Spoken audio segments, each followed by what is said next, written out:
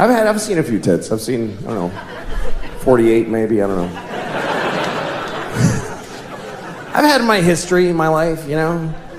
I've been divorced for 5 years, and it's been the best part of my life, being divorced. Easily my favorite part of my life.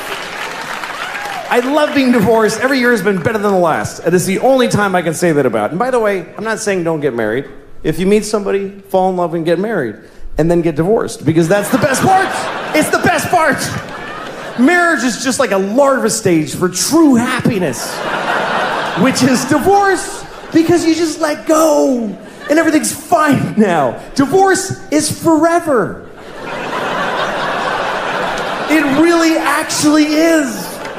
Marriage is for how long you can hack it. But divorce just gets stronger like a piece of oak. Nobody ever says, oh, my divorce is falling apart, it's over, I can't take it. And again, if you're in a good marriage, stay in it. If you're in the best marriage ever, stay in it. I'm just saying, if you got out, it would be better. That's just a fact. I'm sorry, but it's true. Everything's better. My ex-wife and I, this is the best part of our knowing each other. We're good co-parents because we live apart and we're friends. Our kids go to her half the week, they come to me half the week. And I'm a good father. I'm an attentive, focused, and responsible father. Do you know why? Because I get to say goodbye to these kids every week. Are you shitting me? It's like every parent's fantasy. Who can't be a good father for half of every week? No matter how bad it gets, every Wednesday I get to go, goodbye, girls. Daddy's gonna go upstairs and pour whiskey all over his naked body right now.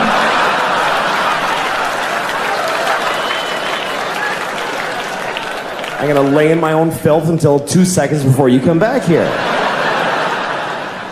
That's why I'm such a good dad.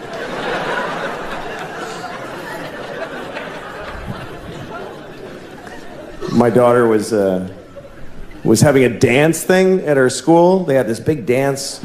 Anyway, we all went, all the parents, and everybody's there, and everybody's got their phone. Every single parent. It was an amazing thing to watch, because kids are dancing, and every parent is standing there like this. Every single person was blocking their vision of their actual child with their phone. And the kids, I went over by the stage, and the kids, there's people holding iPads in front of their faces. It looked like we're all in the witness protection program. Like the kids can't see their parents. And everybody's watching a shitty movie of something that's happening 10 feet. Like, look at your fucking kid. The resolution on the kid is unbelievable. If you just look, it's totally HD. Why are you taping this? You're never gonna watch it. In a million years, you're not gonna watch videos of your kids doing shit you missed the first time it happened. You don't watch it, you just put it on Facebook. Here, you watch it. I wanna take a nap now. And then you get to read all the comments. Oh my God! It's so cute!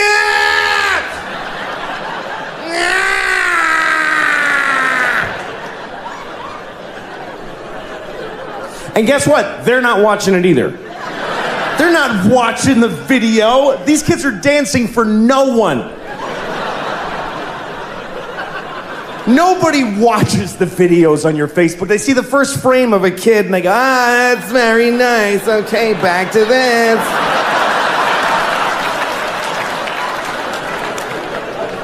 Nobody's watching your kids' videos on Facebook, I promise you. I'll prove it to you.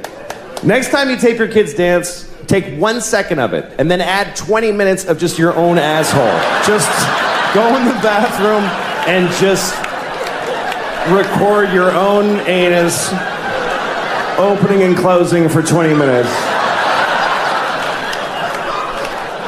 Tack it on to your kid dancing for a second, put that on Facebook. Everybody will write the same thing. That's adorable. I think I see a future star. But it's tricky, you know, if you're trying to teach your kids right from wrong, you got to choose a side often because not everybody agrees on what's right and wrong. So how do you know, Like abortion, some people think it's murder. Some people don't. I think people should get abortions, like a lot, like as many as you can. You should try to get a lot of abortions. You know why? Because it creates jobs. More abortions, more jobs for the doctors and the nurses and the dumpster guy. Everybody gets a job. They have to work. How are they going to feed their kids if you don't kill yours? It's a whole, you got to think of everybody.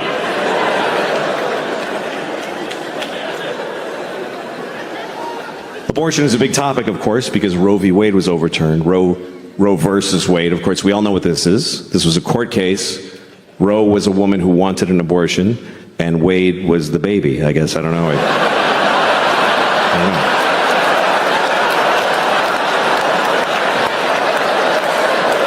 I'm just assuming. I never found out who Wade was. Wade must have been the baby. Anyway.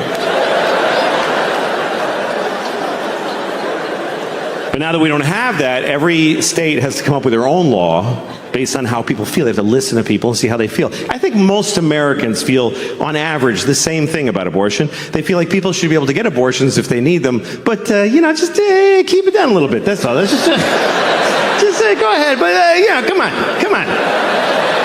Do it, but don't be like, woo-hoo-hoo! Like, just. So we need a law that covers that keeps it available but limits it. Here's what I think we should do. Let's make this the law. You can get an abortion anytime, anywhere, but if you get an abortion, you have to eat it. I think that's fair. Because that'll make you,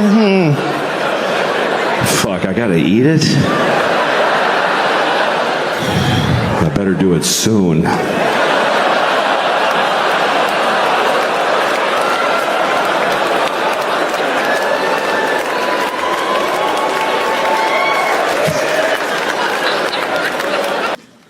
By putting something on the window that's not really about the product, but about their morality. Sometimes you see a store, it's got a sign above the door that says like, no hate allowed in here. Like, fuck off, hate, you piece of shit. No hate in there? I hate my father. Like, do I have to stay outside and deal with it before I can come in to buy some shoes?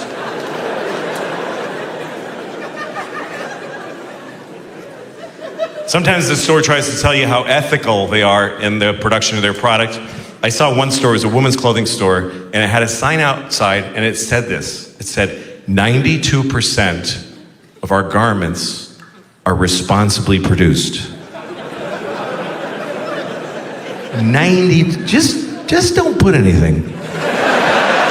That's 92% is not high enough for bragging. Because that means 8% of their clothes are like, you don't even want to know how we made this shit. It was a bloodbath when we made that skirt. We just tore the skin off of some Honduran kid's back. It's really cat. How entitled people think they are. People really think that they have shit coming to them, And people think nothing bad should ever happen to them. For some reason, you shouldn't even have accidents happen to you. I was in a restaurant the other day. This guy, the waiter spilled some stuff on his coat, and he did that thing we all do now when we get stuff spilled. He was like, "What is the meaning of this?" Just so outraged. Do you know who I am? Yeah, you're the asshole who was sitting there when that happened. So what? Maybe you'll get hit by a car someday. Nobody gives a shit. You're not entitled to anything in this world. You have to realize that from the moment you're born, from the moment the last of your body leaves your mother's vagina, from the moment that your foot stops touching your mother's vagina for the last time, hopefully, unless you later kick your mother in the vagina, which you should not do. Just my opinion, but you should not. There are very few legitimate reasons to kick your mother in the vagina. There's 7 of them, actually. But I'm not going to tell you what they are, because I know what you'll do. Everybody has different words that offend them, different things that they hear that they get offended by. To me, the thing that offends me the most is every time that I hear the N-word. Not nigger, by the way. I mean the N-word. Literally, whenever a white lady on CNN with nice hair says the N-word, that's just white people getting away with saying nigger. That's all that is. They found a way to say nigger. N-word. It's bullshit, because when you say the N-word, you put the word nigger in the listener's head. That's what saying a word is. You say the N-word and I go, oh, she means nigger. You're making me say it in my head. Why don't you fucking say it instead and take responsibility for the shitty words you want to say? Like, I have a friend who has a lot of young girlfriends. He always goes, and he goes a little they're too young. And it's not okay. You know, he brings them around and you're like, dude, don't. Like, literally point at her face and go, don't fuck her. That's awful. Because, and she's like, it's just bad, you know? But so he was gonna have sex with her one night, and he said he wanted to go all night. Like, he wanted to really last a long time. So he said, I'm gonna drink a lot of milk so I can have a lot of sex. I was like, who told you that mattered? And he goes, well, because you can come more if you drink milk. This guy actually thinks that, like, you run out of cum, but if you drink milk, your body goes like, oh, dude, that's perfect. Just send that right through. That's fine. No, we don't know the difference. Just go ahead and send it through. Run out of cum and a pinch milk is fine. It doesn't, it doesn't matter. Go ahead and send it right through. Spray it all over his cat's face, whatever he was doing. What? I'll come on my cat's face. If she's watching, she's gonna get a face full of cum. She knows that by now. She knows. It's her fault now. Come on my cat's face once, shame on me.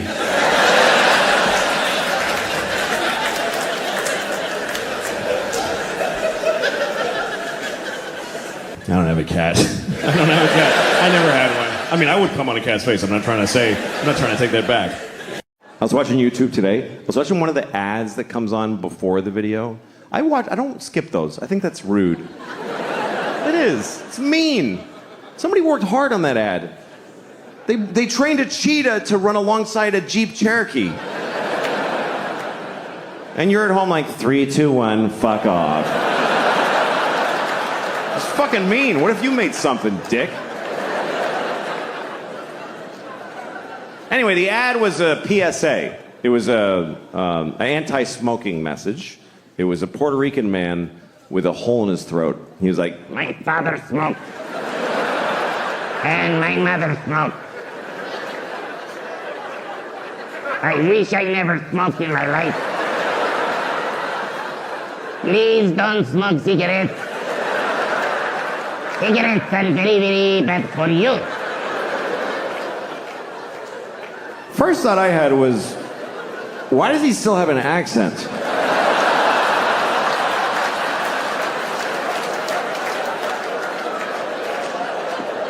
It's coming out.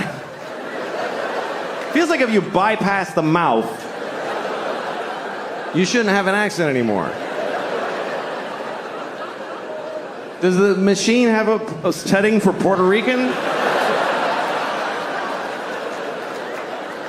Is that just how air sounds coming out of this guy? Does he fart with an accent? Señor, I'm farting.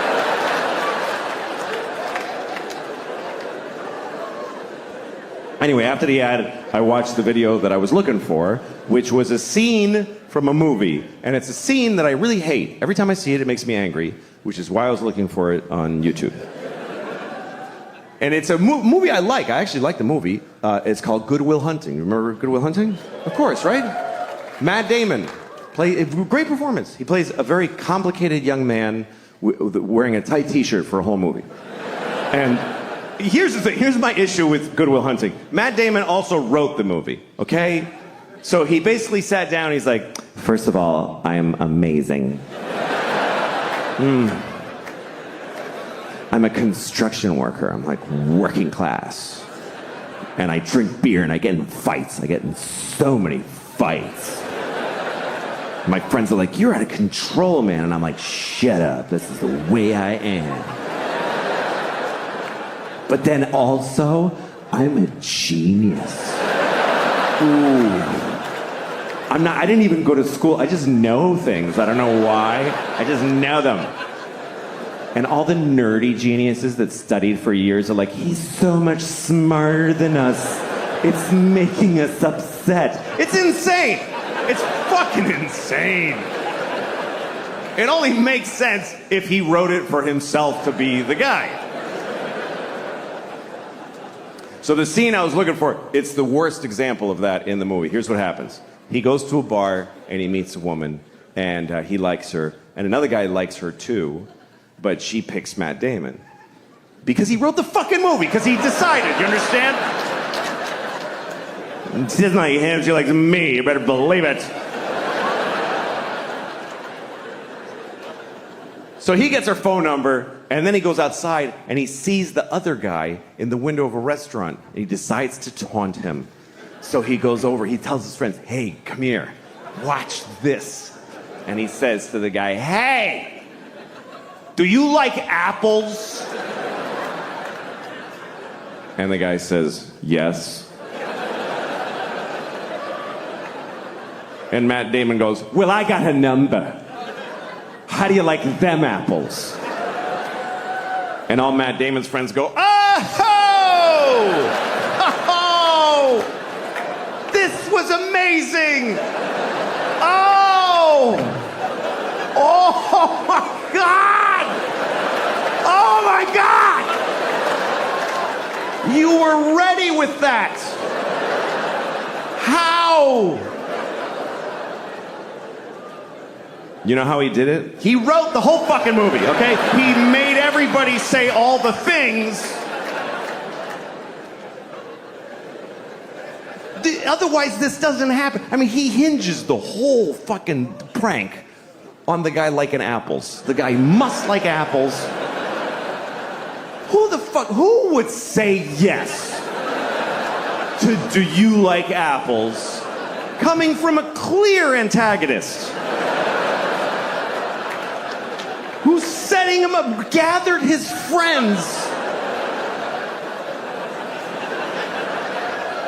Do you like, wait guys, watch this. Do you like apples? God damn it, I do. I wish I didn't.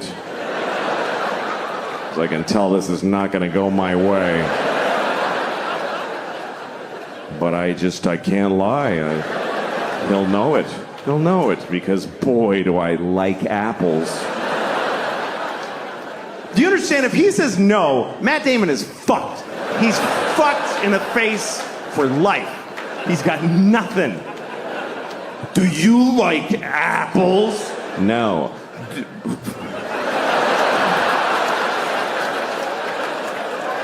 What the dude? Fucking guy. No, come on, seriously. Seriously, you fucking don't fucking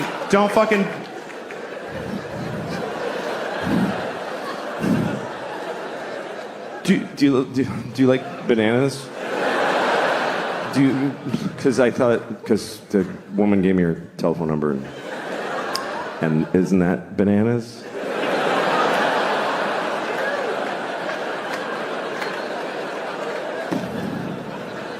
Some things that are terrible happening in the world, you just kind of give up. Like in New York, there's a lot of homeless people here. I mean, there's a lot of homeless people here. I mean, not in here. There's none in here. There's none in here. There's none in here.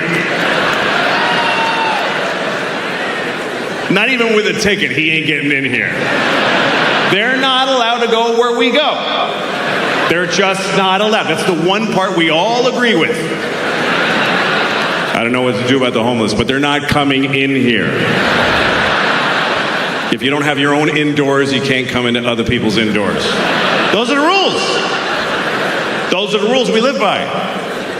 I've done benefit shows for homeless people where homeless people weren't allowed in the show. There's whole places they don't get to, like the airport. They've never even seen an airport. You never been at your gate and some guy's like, hey, I'm trying to get to Tokyo. Can you help me out? When I was about 6 years old, maybe, I stayed home from school one day. I had a single mom and she worked. So when I stayed home from school, I just got to be alone in my house. And so one day I was alone in my house watching TV. I think I was about 6 years old, maybe 7. And I went and got my pillow from my bed and I sat on it and I farted into it. And then I decided, I was sick in my stomach. So I was like, I'm just going to fart into this pillow for just all day. I mean, I just kept farting into that pillow just over and over again. Like at least more than 200 times. Just for hours. And then I told myself, I'm going to smell this now. Because I've been farting into it all day. And I had the pillow and I just said, I'm just going to go all at once. And I just shoved it on my face and I went, and I have never had an experience like that again in my life. I really feel like I overstimulated myself at 6 years old because it like jaded me for every other thing that's ever happened. I watched a bum eat a rat. And I was like, so? I smelled 200 farts when I was 6. Thanks, how you doing? Good, nice to be here. Nice to be in Aspen. My name's Louis, I live in New York. And I like New York. It's the only city where you actually have to say things like, hey, that's mine, don't pee on that, you know? Usually you don't need that phrase. I did something really stupid the other day. I went to buy groceries at a supermarket, and I forgot to have money. Have you ever done that? I was totally broke. And I didn't realize till the guy had bagged all my stuff and everything. And he says, $85. And I said, I don't have any money. And he's like, what, you don't have enough money? No, I don't have any money at all. And he didn't know what to do. He's like, well, you want to put some of your stuff back? Is that what you're saying? Put it all back, I think. The worst thing is I didn't know how to leave. You know, it's like, well, see you later. I had fun picking his stuff out anyway. I got a boner shop in here. Thanks, man. I always get in these embarrassing situations. Like, you know when you tell somebody a story, then a week later you tell them the same story again because you forgot? And by this time you've added a bunch of lies to it and you've embellished it. The other day I was telling a guy a funny story about something that happened to me, and it was true, but it didn't really happen to me. It happened to somebody else. I was just lying and saying it was me. And all of a sudden I realized that I was talking to the guy that it happened to. And he's like, that wasn't you, that was me. What the fuck is wrong with you? Oh, I thought that happened to me. Shit. So I got kind of lonely last night. I ended up calling one of those phone sex numbers. You ever call those, you know, like 1-900-BIG-TITS or whatever it is, you know? 1-900-BIG-OLD-FLOPPITY-TITTIES. You know those lines you call. And I always end up talking to some woman who's like 55 and her name is Blanche or something, you know? It's like, I'm gonna take your trousers off very slowly.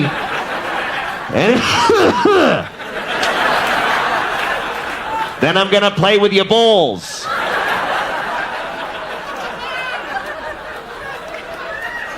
sounds like a threat. Stay away from my balls, lady. I'll call the police. I gotta do something, though. It's ridiculous. It's been so long for me since I've had any real sex that even now when I masturbate, I don't have any point of reference for the fantasy, you know? Like now when I masturbate, I just fantasize about other times I masturbated. That's all I really have now. Oh, yeah, my old apartment. Yeah, that was a good one.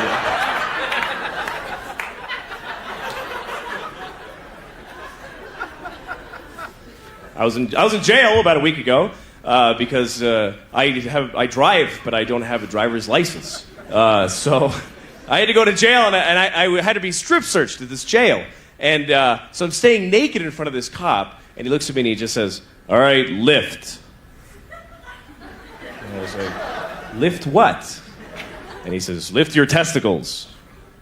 And I was like, "Well, can I use my hands?"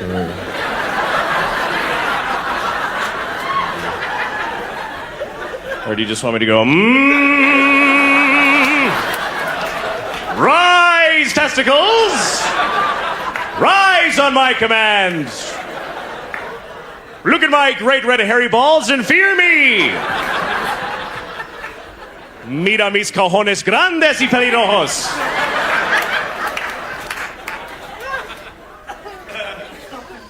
So that was a bad night. Sorry. You ever wear a bathing suit because you ran out of clean underwear? I got an idea. I did that once. I was on a date with a girl and I was wearing a bathing suit under my pants because I didn't have laundry. And she wouldn't have known except for I had that white string flapping outside my fly the whole time. And she's like, what do you have, a tampon in there? What the hell are you doing? You're a loser. Yes. The other night I woke up in the middle of the night and my hand was asleep. Has this ever happened to you? Because I was sleeping like this for whatever reason. And I woke up and my shoulder hurt like a motherfucker. And I took out my hand and it was like white and I couldn't feel it. And I'm pinching it really fucking hard. I couldn't feel him breaking the fingers and nothing. It was dead. So you know what I did? I put it on my penis so it would feel like somebody else. You know?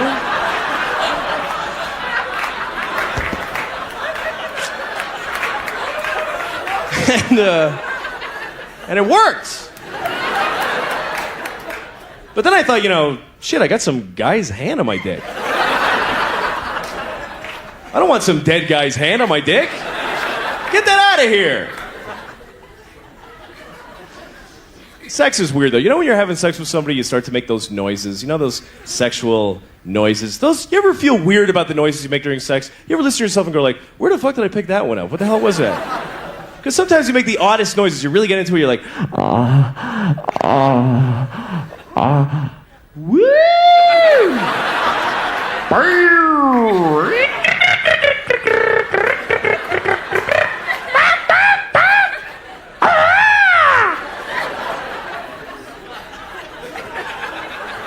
That would be fun to make that noise with somebody that you're having sex with for the very first time, you know? After all the tension that built up to it, right at the moment of passion, you go,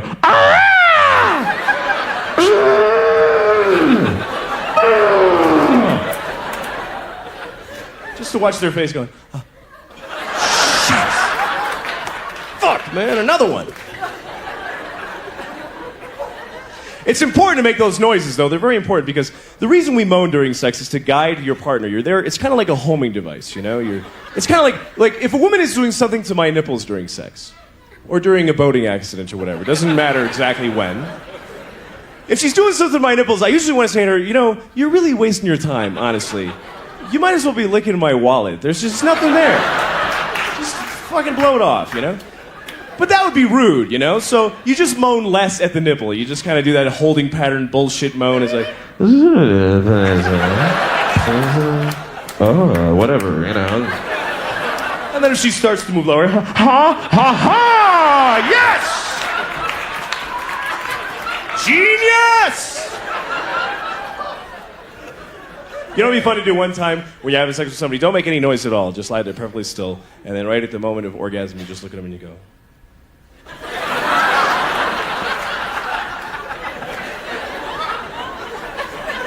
I had sex with this woman once, and she turned out to be a complete nymphomaniac.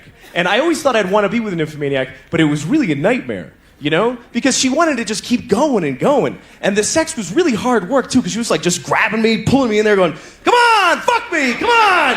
Come on, you redheaded faggot, do it, come on! You know, and I'm just, whoa, like a big dildo, all right, whatever, all right? So we're done, finally, and I'm like really tired, you know? And she looks at me, and she goes, let's do it again. Like creepy like that, you know? Let's do it again. And I was like, all right. So we do it again. She's like, come on, fuck it, you know? And now we're done and I'm just dead. I'm a bag of shit lying there. I got nothing. And she says, let's do it again. And I was like, why? Really, I mean, we accomplished the thing. What is there, a prize? What are we doing here? So we did it again, and this time from behind, which is good for me, because I can't hide the pain in my face anymore. It's impossible.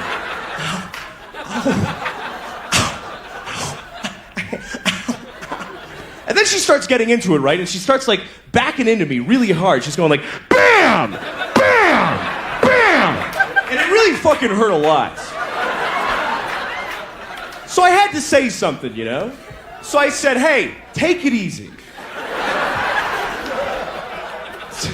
the most polite thing I could think of, you know? I didn't want to say, hey, don't back your snatch into me so hard. You're gonna rip my dick off, you fucking lunatic.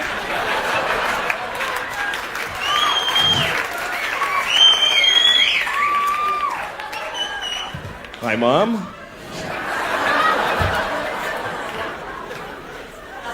Anyway, I think sex is a great thing. I think that everybody should be allowed to have all the kinds of sex they want, you know? I would never let a woman spank me, though, because I always be afraid that then I gotta go buy hoods and magazines, and it's like skiing, you go broke on that shit, you know? But I don't understand people that are intolerant of certain sex. Like one guy came up to me once and in the middle of the street and told me I was wearing a faggy shirt. What the hell does that mean? Total stranger walks up to me. Hey, nice faggy shirt, you faggot! What the hell does that mean? I remember the shirt I was wearing, it was pink and it had these little pictures of guys blowing each other on it, you know, like sort of drink, but... The thing is, though, people just don't... Like, I was talking to a friend of mine once about another guy, and I said, is he gay? And my friend said, oh, yeah, he's really gay. What the hell does that mean? How do you get to be really gay? Are there many levels? Do you start out just a little bit gay? Like, you know, I feel like I'm coming down with the queers a little bit today. I just feel a little bit queer. I just feel like touching a penis like this. And then one day you're taking it up the ass, you're jerking off two guys and blowing somebody all at the same time. And you go, wow, I'm really gay. I am very homosexual. Look at all these penises. I'm the gayest man in the world.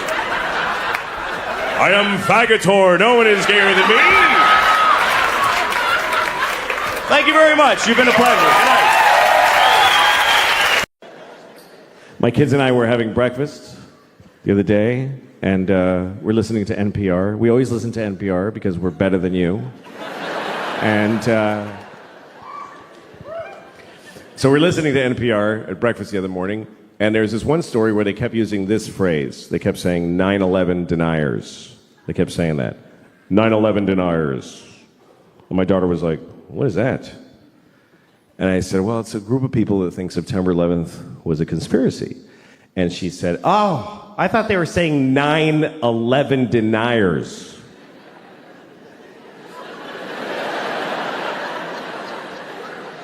Yeah, she thought they meant 9 people who just ain't buying this 11 bullshit.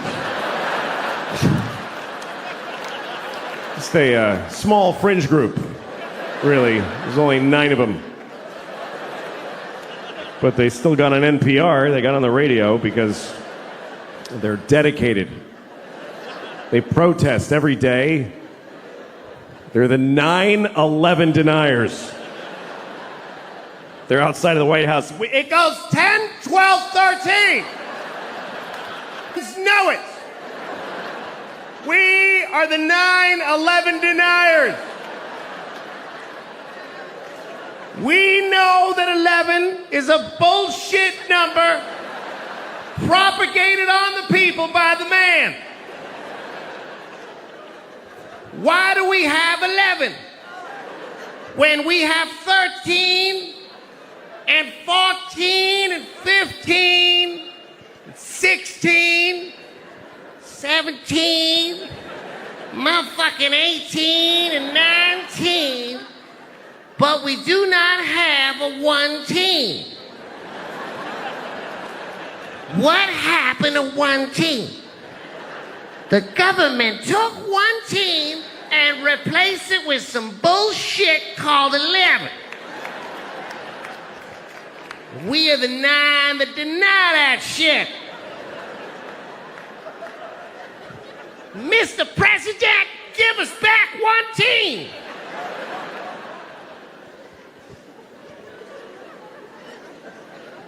I don't mean to offend any Chinese people with the stereotype, but... That's right, I'm Chinese, motherfuckers. I lived in Shanghai. I'm Chineser than a motherfucker. My chopsticks and whatnot. Ah! All right. I'm sorry. Here's the thing. Stereotypes are harmful. That's the truth. But the voices are funny. And I don't know how to reconcile those two facts. I enjoy doing the voices. but they're offensive. So I do them at home. I used to do them for my kids when they were little. They liked them. They didn't know it was a race thing. They just enjoyed, Daddy, do the friendly man. You want me to be the friendly man, little girl? We love the friendly man. He loves little white girls too. Let's have some scrambled eggs.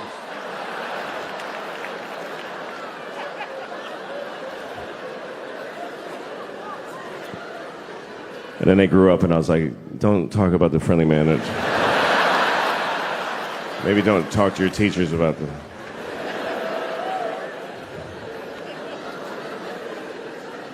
My kids go to public school in New York City, and all right, send your kids there then. Teach them that that's what life is like. The teachers amaze me because I don't know. This is the worst. Here's the worst thing about this country to me is that there's no more noble profession than to be a public school teacher. It's easily. Please don't. You're not gonna like it. You're not gonna like where it's going. I don't recommend clapping at any things. You'll regret it at the end of the thing. In a democracy, there's no more noble contribution you can make than to teach in a public school. And in this country, the people that do that, they're fucking losers. They're just rock bottom fucking losers. And everybody knows it, but they keep doing it. New people are teaching every day, knowing how shitty it is. They show up, they tell them ahead of time, hi, what is this job? And they say, okay, here's what we need you to do. We need you to make children know math. Wow. Do they want to know math? No, they don't want to know it. You need to make them know it against their will while they're exploding sexually and Who are these children? Just whatever kids live near the building.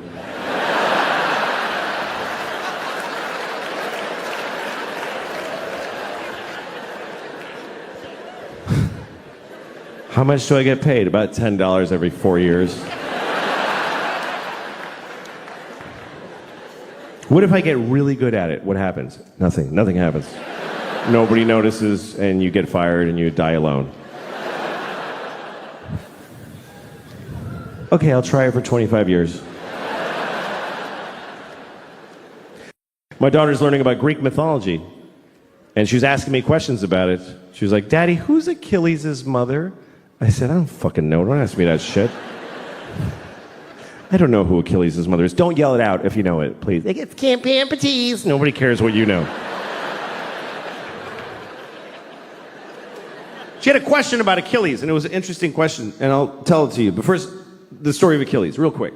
Achilles was a baby, he was a Greek baby, and he didn't stay that way, but when he was a Greek baby, his mother, who was a goddess, took him into the river Styx, which is at Hades, the land of the dead, and she dipped him in the water of the river Styx because there was a magical quality to that water that it would make you impervious of any harm. You couldn't be hurt. It was like a shield, right? So she dipped him in that water to protect him. But she held him by the heel. That's the important detail. Held him by the heel, which is an awkward way to hold a baby. By the heel. Try holding a baby by the heel and dipping it in a river. You will never see that baby again. I lost the baby in the water. I was trying to wash him and he fell in the river. I'm sorry, Mr. Achilles, I lost your baby. You told me to hold him by the heel. He's asleep. Achilles' mother's a Mexican nanny. It's a lesser-known character in the Iliad. Anyway, his mother, she was able to hold on, of course, because she was a goddess. She was the goddess of grip or whatever, I don't know. And she held on, and then he was protected, except on his heel. His heel was not protected, and so that's what we call your Achilles heel, your one vulnerable place. Everybody's got their Achilles heel. Achilles' Achilles heel was his heel. Like literally.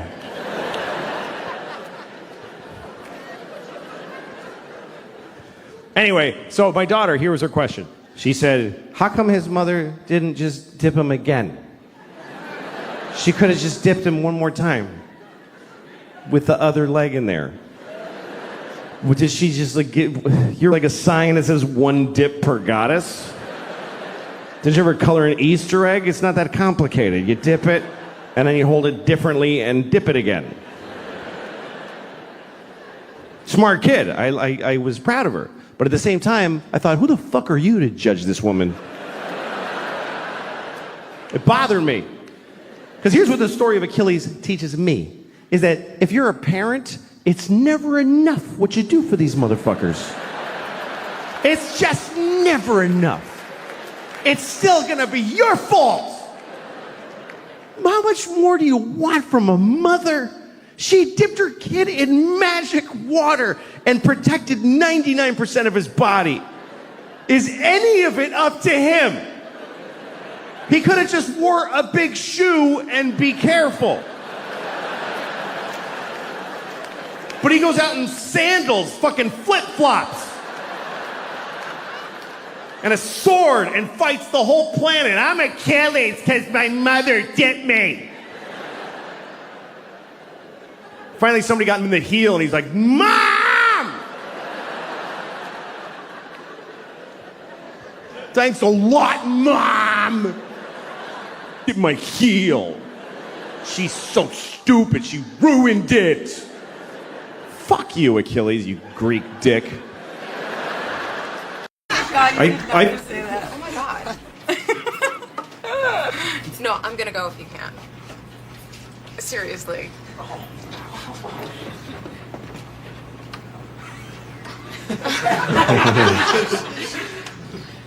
What? Hi, could you stop talking because you're making it hard for me to do my job. Oh, okay. Sorry. It's okay, just, you don't have to be sorry, just please don't do it anymore, okay? Okay. Okay, thank you. Anyway, holy shit. This gets me a little. Sorry. I was on a plane the other day, and people on plane. You know when you're on a plane and you're on the tarmac and but you can't get to the gate because there's a plane at your gate. That's what happened to Mike the other day. Excuse me? No, my my friend. That happened to him too. I don't care. Well, no, my friend Mike. Hey! Nobody cares about your friend Mike. Nobody cares about your friend Mike. Okay. Nobody cares about your friend Mike. Okay, whatever. It was funny. What was funny? Unlike you. I'm sorry? I said unlike you. It was funny, unlike me. Yes. Yes, I did. Can I ask you a question? Go ahead. What happened to the parade? What parade? The parade of stupid you were floating? I'm just curious. Okay, that's you not veer? even. That's not even funny. It's not? No.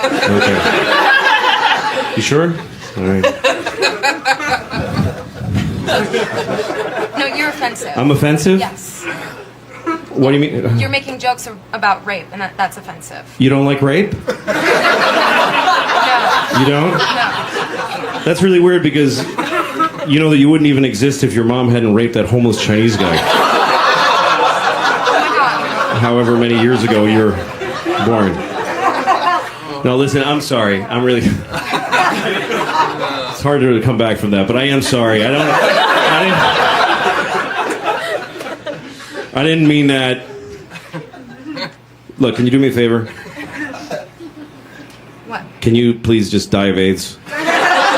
Does anybody have AIDS who they could put their dick in her face and get her started on that? Oh my God. Anybody? I could sue you. What? You could sue me? Yeah. You know who I would like to sue? Everybody that works in the hospital that you were born at. Because I would like to sue them for not responsibly pulling your head off the second. Letting you live was medical malpractice. Can't you just move on? No, I can't. I really can't because you're the worst thing that ever happened in America. Seriously, it goes you, slavery, and then Pearl Harbor and 9/11 combined.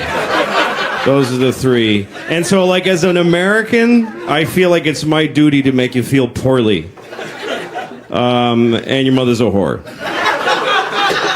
My mother's dead. Your mother's dead? Yeah. That's good. It is. You know why? Because she can't make any more with her. You did not just call me a C word. What's that?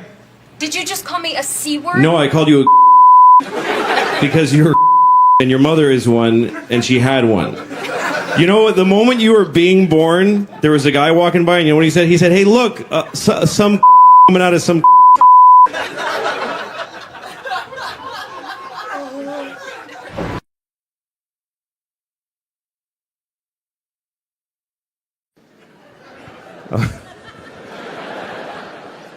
I try to be a better person around my kids. I really do. I try to change my behavior around them. Like, I have rules in my house. They all apply to me. Like, I have a rule that I don't curse around my kids. It's a rule. It does happen. You know, sometimes you have a stressful moment and you're with your kids, so you say something by mistake. Like, one time I was making dinner for my kids, and I gave my daughter a bowl of soup, and I said, here's your fucking soup. But you can see how that was a tough situation.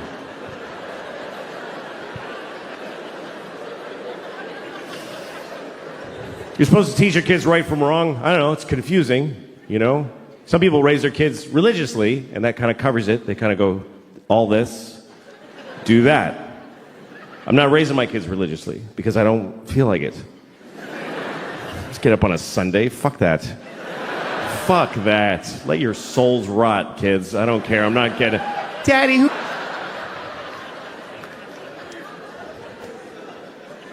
But my kids, you know, they're living in the world, and there's a lot of religion in the world, so you do have to teach your kids, if you're not raising them religiously, you do have to teach them about religion, you know? I always tell my kids the same thing. I tell them that there are many religions in the world, and they're all equal, but the Christians are the main one.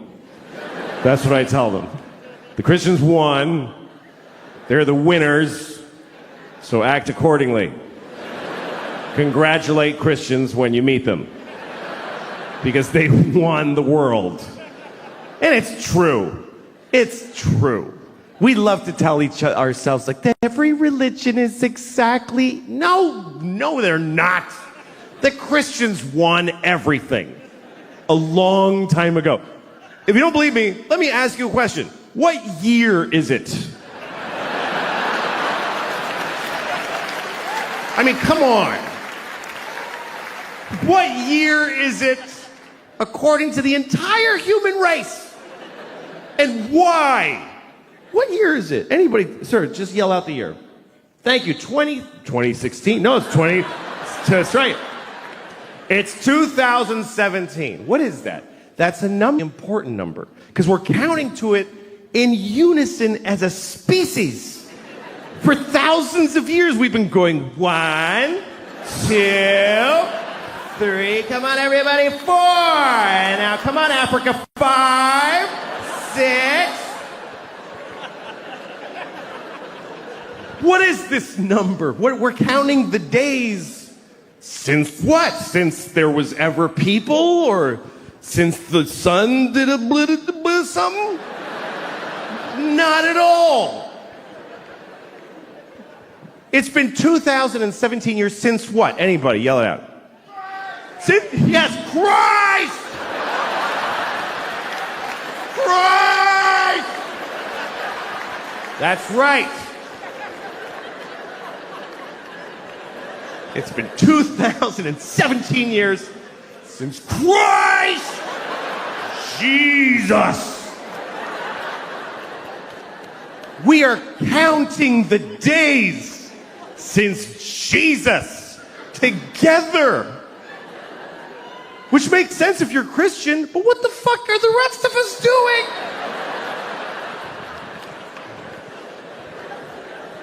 Jesus was here. Everybody, scientists, historians, Jesus. Jesus. Jesus plus 2. Jesus plus 3. Jesus plus 4. Jesus plus 2017 years, 4 months, and 3 days is when your license expires.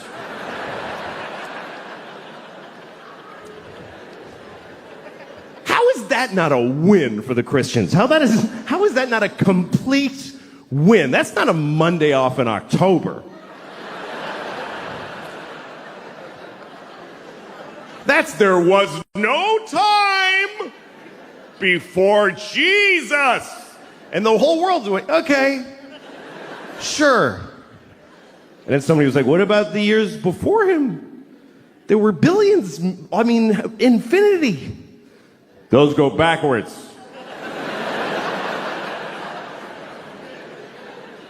You want us to measure most of history backwards? To accommodate one religion? Uh-huh. All right, we'll do it. It's fine. We'll do it. Watch New Year's Eve around the world. They always show you like how every country celebrates. It's kind of cool. The first is one little island. It's the first place that's actually the place that it's the year. It's a little island in the Pacific. I forget what it's called, but the people, they do a little ceremony for New Year's Eve every year, and they just wear grass because they don't even have sticks yet. They're in the grass age. They have no clocks, but they do a dance. 2017. And it goes around the world. Oh, it's 2017.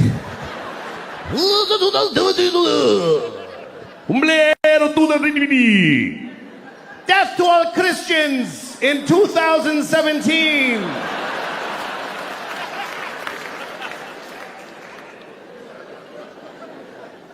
The Jews are quietly keeping track. It's really 5,766, but that's for us. We're just, that's okay.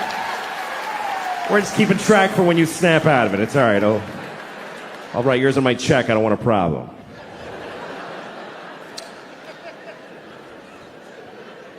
What about Chinese New Year? Yeah, what about Chinese? All right. Next time you're doing your taxes, just write monkey where the year goes. Just put monkey. See what happens to your funds. No, it's 2017, year of our Lord. Jesus-y, a clock on the nose. And they made it up. That's the weirdest part, is they got to rename years that had already taken place. Because you know that's not what those years were. You know that, right? That the year 3 wasn't the year 3 during the year 3. Nobody was walking around back then. Hey, what year is it? It's 3.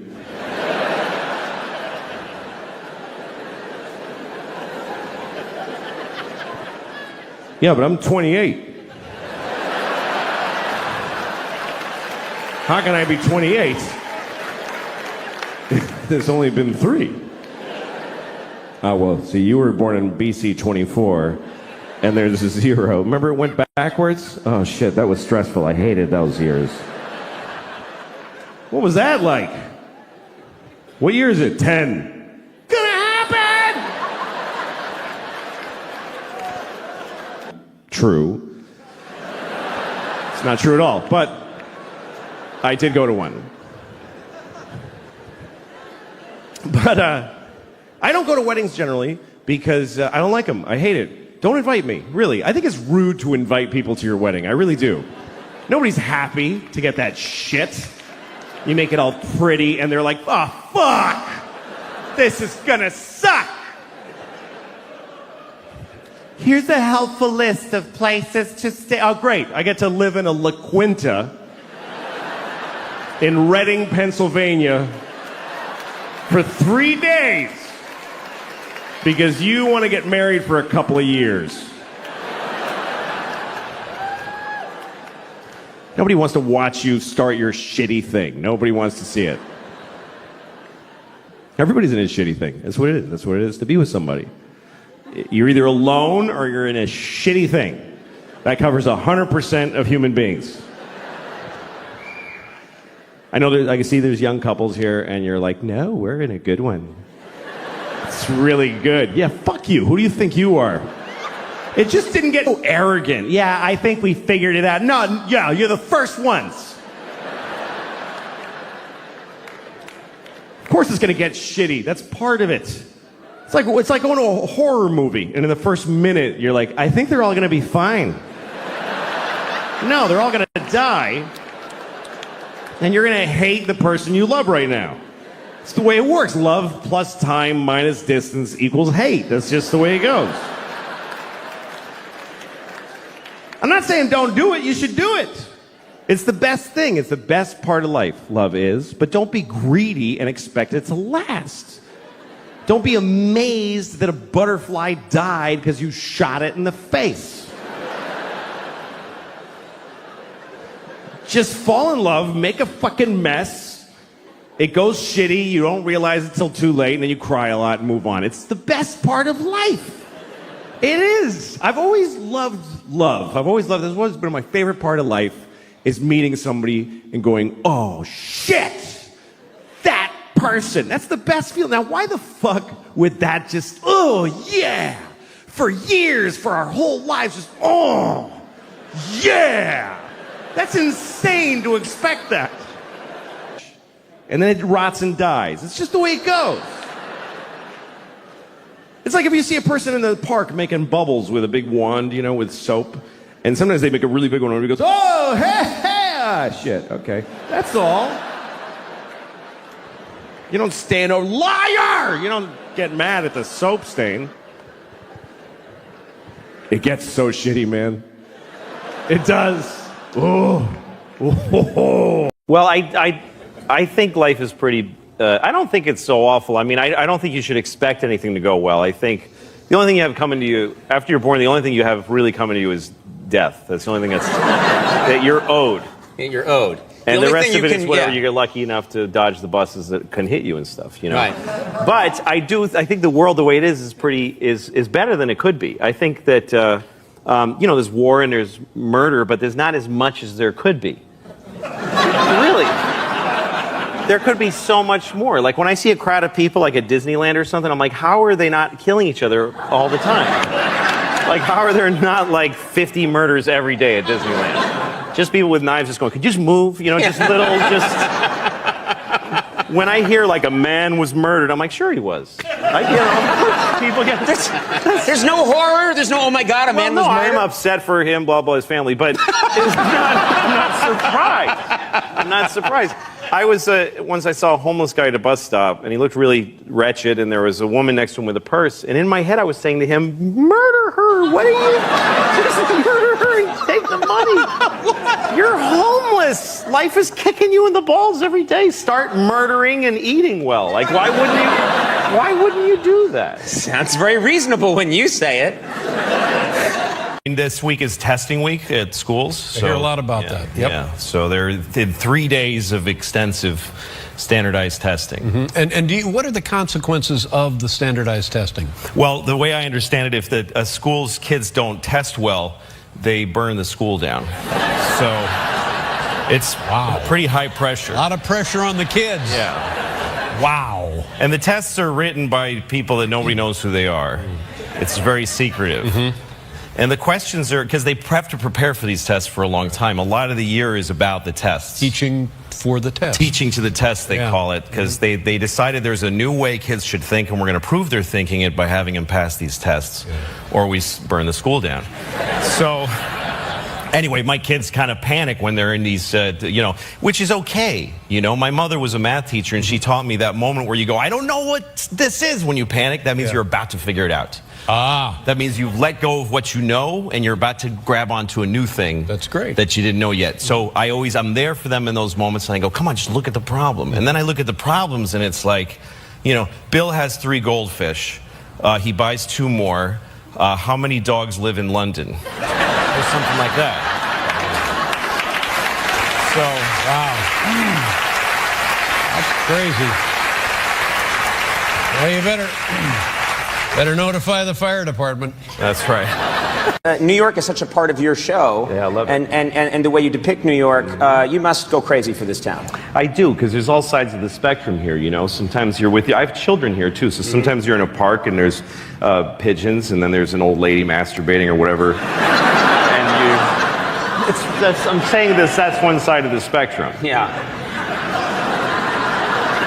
Well, you know how it is when you're looking at pigeons. They're pretty Get all erotic. worked up. Well, she fed all her bread to them and there was nothing left, so she started to masturbate for them. She's doing it for the pigeons. All right, I'm sorry. Part of it was I wanted to cut out the middleman. That's an exciting idea. Yeah. I make a show, I literally output it on my MacBook and you watch it on your iPad. That was exciting to me. Yeah, sure. But here's the thing. When you cut out the middleman, you deal with the customers directly. Are you really dealing with the customers? Well, I don't. I mean, I read some of the emails I get. And like one guy wrote to me after I was on the air for 3 weeks and he said, I'm still on the fence about trying your show. I don't know if I want to spend the $5. So can you write me an email and try to convince me to watch your show? And I'm like, you know, take your $5 and shove it up your ass. I'm mad. Because Dancing is a terrible career choice. You like watching it, but you think it's a terrible career the choice. worst available career choice. What are you talking about? It's a massive amount of dedication followed by giving up. That's what they all have to give up. Because What are you talking there's about? like 3 dance jobs on the planet Earth. And there's no second tier. Like any other, even a musician, even being a musician, and on there, what are you doing? Don't be a musician. That's a stupid thing to do for a living. But if it doesn't work out the way you wanted, you can look at these. You got these guys here. These guys. Okay. What are you talking about? No. Louis. No, just to be clear, what I'm Louis, saying. you know these guys. What I'm saying is that if you're a dancer and you're the greatest dancer ever, nobody gives a shit, first of all. I mean, because everybody dances. And then how many millionaire dancers are there? I don't know. You can dance for like 2 seconds at your peak. You got to give up. You know, I mean, stripping, you can strip, but you don't need to go to Alvin Ailey to learn to do that. Yeah. That's a good career choice. Right. Being a stripper. And sometimes people ask me for pictures, and I don't like doing it. What? No, why not? Well, I know you're just supposed to. You're supposed to go, oh, well, you know, the fans, but I just go, no, I don't want to do it. Right. So it just makes me uncomfortable. Yeah.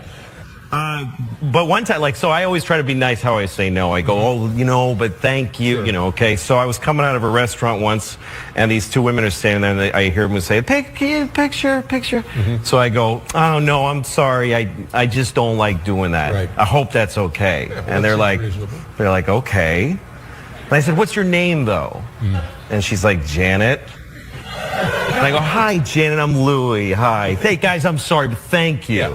And then I walk away, and then I see the 2 women give their camera to some guy to take their picture. Yeah. With each other.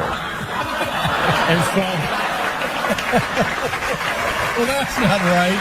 No. And...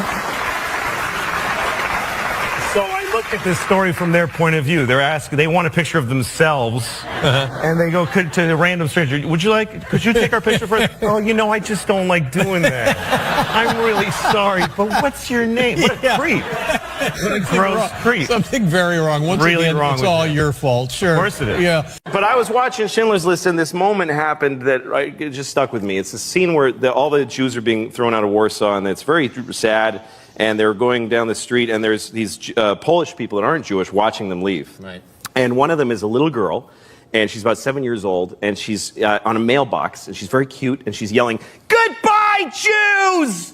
Goodbye, Jews!" And this really left an impression on me, and probably on the Jews that she was yelling at, too. Because I think it's real. I think a very that happened. powerful moment, yeah. Yes, and I think it probably really happened, and somebody told Spielberg about that, and he was like, we're doing that in the movie.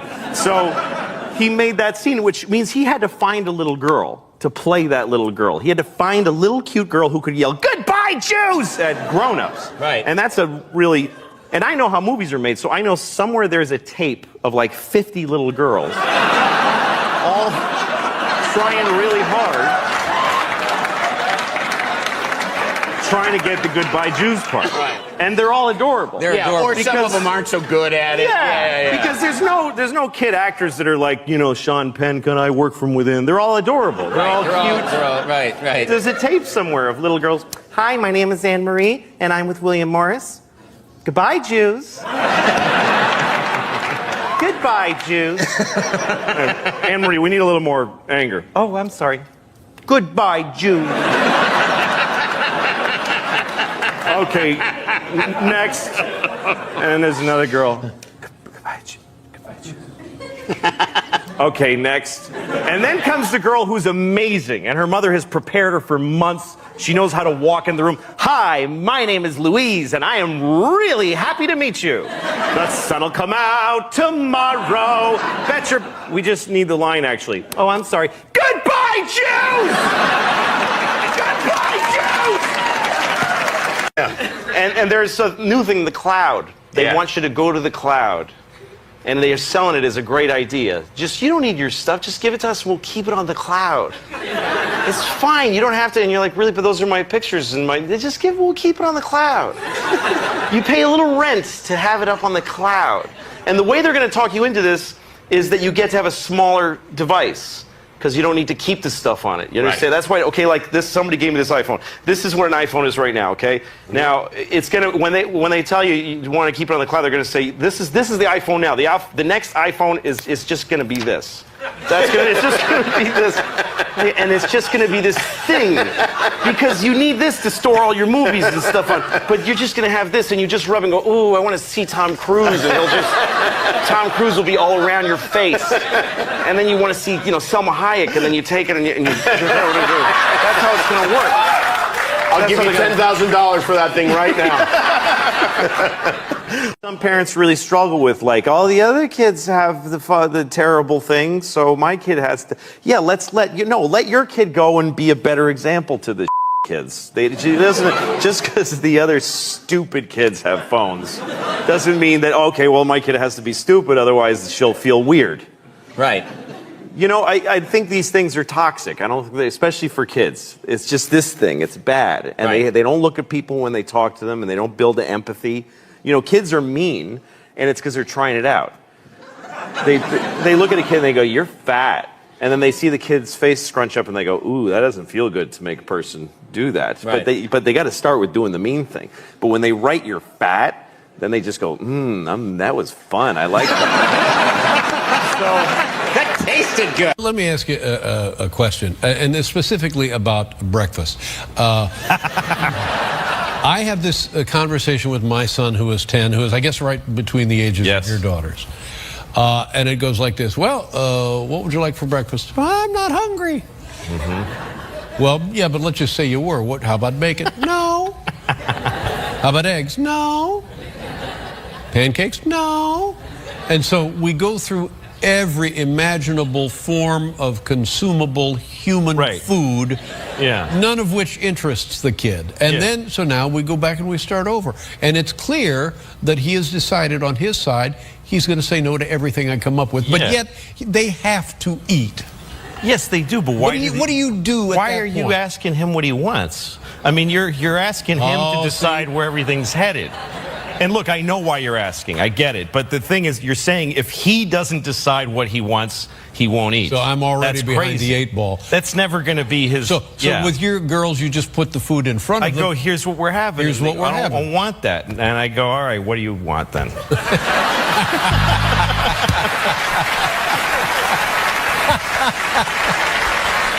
Well, how are your children doing? Are they all right? How are they? My kids are good. Yeah. I mean, on paper, they're great. They're 2 little white girls in America. Right. I mean, what? Sometimes I look at it that way. I look at them, I'm like, you can't say anything. Yeah. You're doing awesome. Right. Just boilerplate, great lives. I gave my daughter medicine the other day, and it was bubblegum flavored, so that she'll take it. Bubblegum flavored medicine? Yeah, you get me like Tylenol, it's bubblegum flavored. Oh, it's not methadone or anything. It's no, it's bubblegum flavored. I give her, she got a fever, Tylenol, bubblegum flavor, and she goes, ew. I'm like, you, ew. You can't say ew. I'm sorry. All I guess It's medicine. medicine, right? Exactly. It's medicine. Most children don't have medicine. Right. Most children in the world, when they get sick, they die on a rock with a bear eating them. That's how they handle it. Right. And oh, he's got a sniffle. Ring the bear bell and put him outside. Whatever they do. You're a little white girl in America. You wear clothes made by children your age professionally. You don't get to say ew about your bubblegum medicine. I never heard of bubblegum medicine. Well, you got the holidays coming up. Are you doing any plans? No, you seem like a very holiday guy. I just want to say I'm not trying to say that if you're white you can't complain. Right. I'm just saying that if you're black you get to complain more. Right.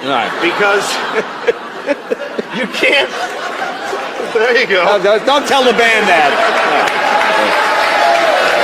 Yeah. Do you feel that we now, in the 21st century, we take technology for granted? Well, yeah, because now we live in an amazing, amazing world, and it's wasted on the crappiest generation of just spoiled idiots that don't care. Because this is what people are like now. They got their phone, and they're like, it won't. Give it a second. It's going to space. Can you give it a second to get back from space? Is the speed of light too slow for you? Yeah.